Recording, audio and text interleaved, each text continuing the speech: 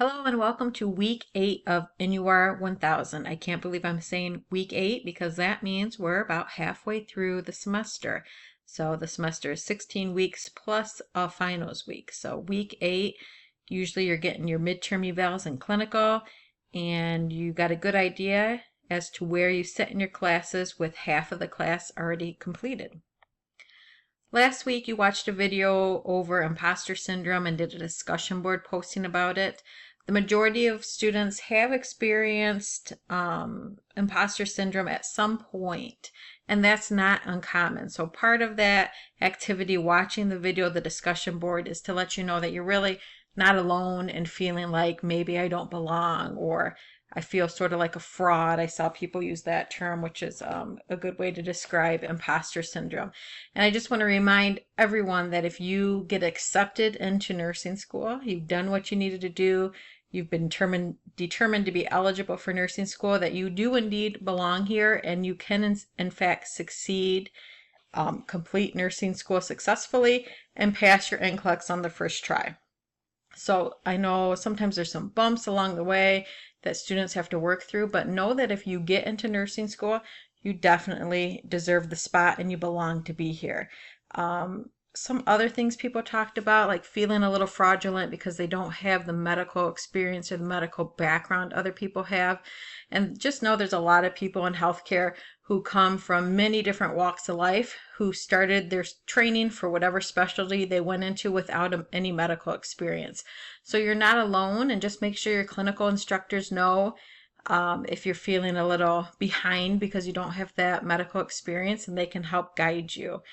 There were some good tips about dealing with imposter syndrome as well.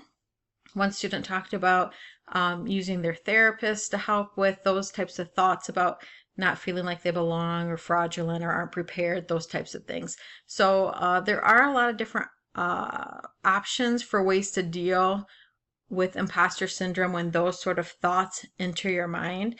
And don't hesitate to reach out to your instructors if you're starting to feel that way. Because again, if you're here, it's because you deserve to be here and you belong here, and you do have what it takes to be successful in this program. The second part of the assignments went over positive and negative event queries. Those questions I'll grade. There's still some people working on them, so I'll grade those once they've all been submitted. But basically the majority of questions that you're used to are the positive event queries, just regular questions where you're trying to pick out the right answer. Negative event queries then are the ones where those negative questions where we're going to look at each answer option and say, is this answer option wrong? Is this incorrect? Because that's what we want to pick out. And those a lot of times will get students because they'll start out reading it as a negative question, but then once they start looking at the answer options, they end up picking a positive answer. So my tip for that is to write wrong or incorrect somehow on your paper pencil exams so that you remember to look for the wrong answer in those negative event queries. Wrong being something that needs to be corrected. This week we'll go over test taking strategies for prioritization test questions. These are some of my favorite test questions. They come up a lot, and the reason why they come up a lot is because the NCLEX job is to make sure that you're safe, competent providers. So prioritization questions are a big part of that. Do you know what the biggest problem is, or what your priority intervention would be, who you need to help first? In terms of being a safe registered nurse, those are important things to be able to determine.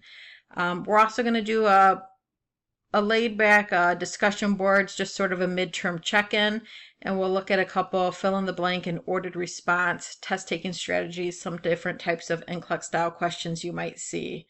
All right, let's review your week 8 expectations. What do you need to do this week to get credit? You'll want to read chapter 8 of your textbook.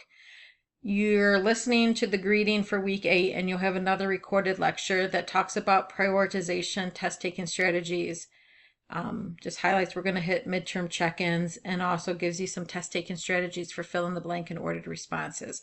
Our discussion board is midterm check-in. Again, first post due by Wednesday at 11:59.